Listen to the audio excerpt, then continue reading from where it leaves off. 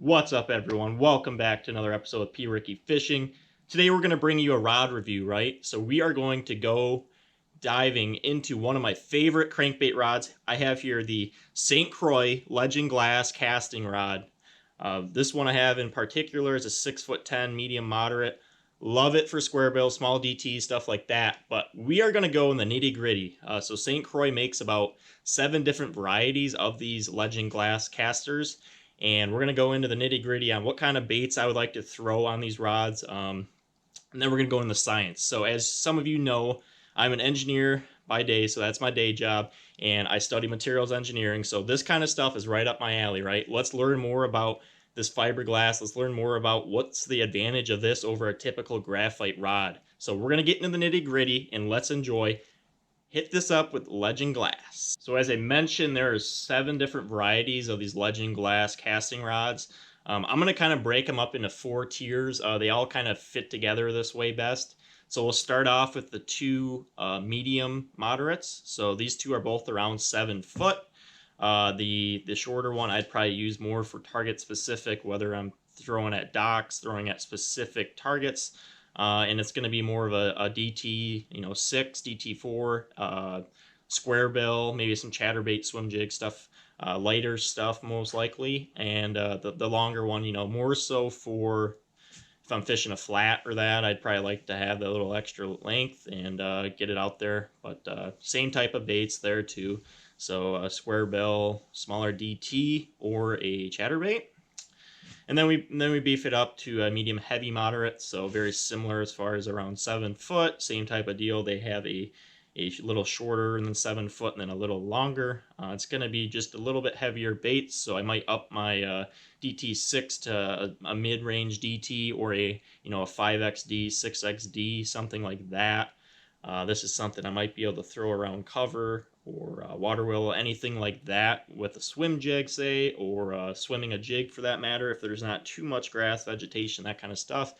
So leading into the next one, it is a heavy action. So this is something more that I'm probably going to, it's a little bit shorter, right, but it's still that moderate action. So this is probably going to be if I'm throwing around a lot of cover and that, but I still want to have that reactionary, bite. So whether I'm swimming a jig under docks or throwing something similar to that, this is probably going to be a good rod for that.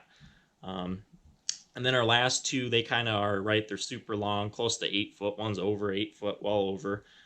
These are going to be your ideal big swim baits, whether they're glides or anything similar to that. You might be able to get away with an umbrella rig. And yeah, these are just overall big boy rods, as I would call them. Very big sticks, and they'll cover you some water there. And as far as lines go, I like to run, a little bit lighter for my medium, so I like to run about a 10 to 12 pound fluoro, and then I keep about 12 through any medium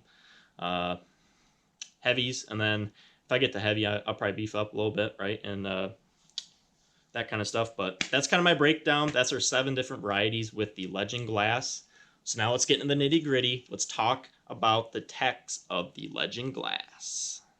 All right, so now it is time to kind of get in the nitty gritty. What's the advantage of these glass rods over a typical graphite rod? Well, I will run some calcs for you. We will show you what makes these rods better. Not only are they lighter, but the overall power ratio that you get from these rods is much better, okay? So it's all started off with a simple thing from my day back in material science engineering at Tech. Here's what we call a stress strain curve. Okay?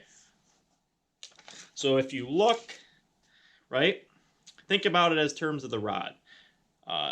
You're going to load up to some point where you're only going to elastically deform, and then at one point you're eventually going to plastically deform, and at point here you're breaking, right? Your rod's going to break. So what makes a rod more strong or a rod more forgiving? Well, a lot of it has to do with internal things, right? So these fiberglass rods, they're kind of lined up uniaxially with the rod. So the way that they are oriented allows for more strain to be associated within the rod before fracture, right? So it makes it super tough, super durable. Graphite, does a great job as well, but the overall orientation and the size of these grains in these fiberglass rods makes it a huge, huge advantage. So we're going to run some calcs just because I know these off the top of my head. So we're going to look at density, and we're going to look at modulus. So our elastic modulus here is the slope of the stress strain curve, right? And I know plastics are not exactly like this, right? So my material friends might bust me up for this a little bit. This is more of a metals phase, metals stress strain curve that I'm drawing, but you get the gist, okay? So if you look at a graphite, right, we'll just say our density is typically about 2 megagrams per meter cubed, okay? And our modulus is somewhere around, we'll say 20 gigapascals.